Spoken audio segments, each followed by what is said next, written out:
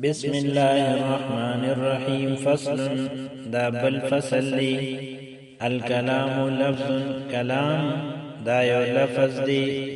دا سی لفظ دی تضمن چه دا مشتمل وی کلمتین پا دو کلمو باندی بالاسناد پا طریقی دا اسناد سرا،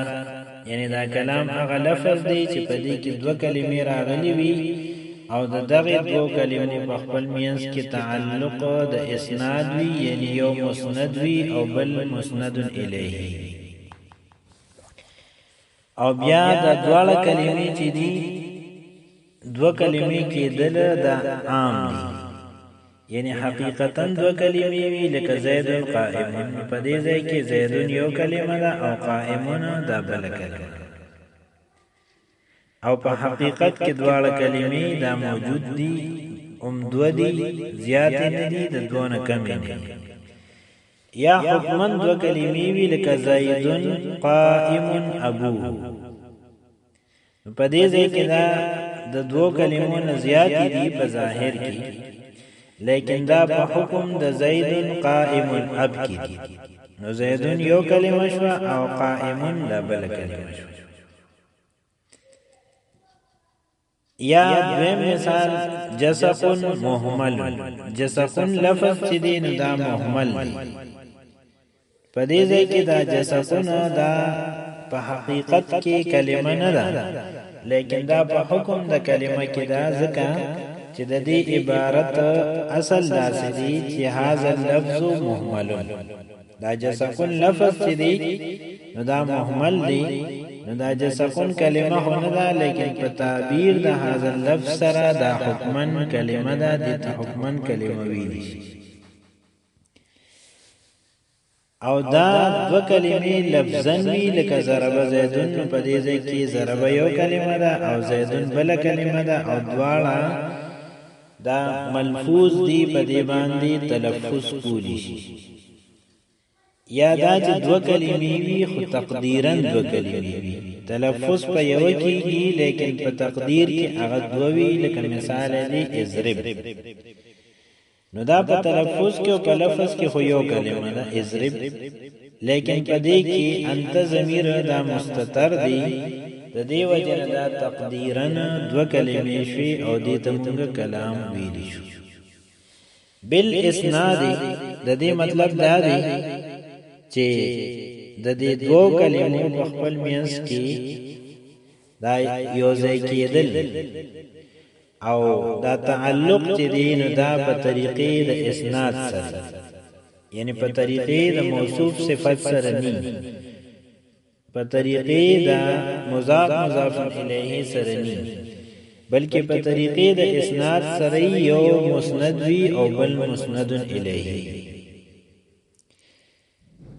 په هر تعریف کې چې کوم قیود وي نو د هغې فواید دا بیانولی شي. همدغه شان په تعریف د کلام کې چې کوم قیود راغلي دي نو د هغې فواید داسې دي چې الکلام دا معرف او محدود دی، او لفظونه دا جنس دی شامل دی کلام ته هم او غیر کلام ته هم. تضمن کلمتین دا اول فصل او قید دی، نو دې سره د تعریف د کلام نه محملات وته، لکه جسقن دا محمل دی او مفردات هم تی وته، ځکه مفرداتو کې یو کلمه لکه زیدون یو کلمه ده، عمرون بل کلمه ده، نو د کلمتین په قید سره محملات هم تی وته، مفردات هم تی وته. بالاسناد دا دویم فصل په تعریف د کلام کې، او دې سره مرکبات غیر کلامیه دا د تعریف د کلام نه وته. مرکبات غیر کلامیه دا څه شی دي؟ دا مرکب توصیفی دي کوم چې د موصوف صفت نه جوړ شي، او مرکب اسنادی دي، یعنی مرکب اضافی،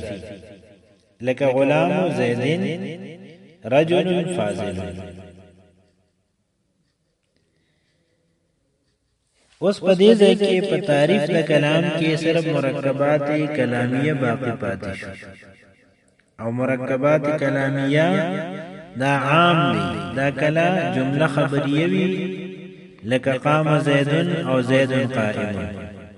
او کله دا جمله انشائیه وی لکه اضرب او لا تضرب نو تعریف دا کلام دا جامع شو خپل افراد لرا او مانع شو د دخول د غیر د دې عبارت ترکیب داسې دی چې الکلام مبتدا دی لفظ موصوف دی تضمن فعل په دې کې هو ضمیر هغه دی فاعل دی کلمتین مفعول به دی بالاسناد جار مجرور متعلق د تضمن دی فعل خپل فاعل مفعول به او متعلق سره جمله فعلیه خبریه په تعویل د مفرد دا صفت شو د لفظ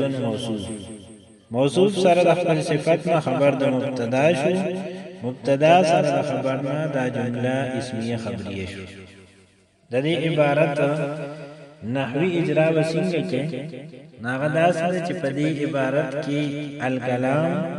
او لفظونه او الاسناد دا دریوانه مفرد منصرف صحیح دي حالت رفعیه ضمه سره دي حالت نسبیه فتحه سره دي او حالت جریه کسره سره دي الکلام دا د مبتدا کېدو په وجه مرفوع دي او رفع ضمه د میم سره ده لفظون د خبر کېدو په وجه مرفوع دي او رفع ضمه د وا سره ده الاسناد دا با حرف جر په وجه باندې دا مجرور دي او جر کسری د دال سره تضمن فعل ماضی مبنی دی کلمتین تثنیه ده حالت رفعیه په الف سره دي حالت نسبی او جری دواړه په یا ما قبل مفتوح سره دي د مفعول به کېدو په وجه باندې دا منصوب دي او نسب په یا ما قبل مفتوح سره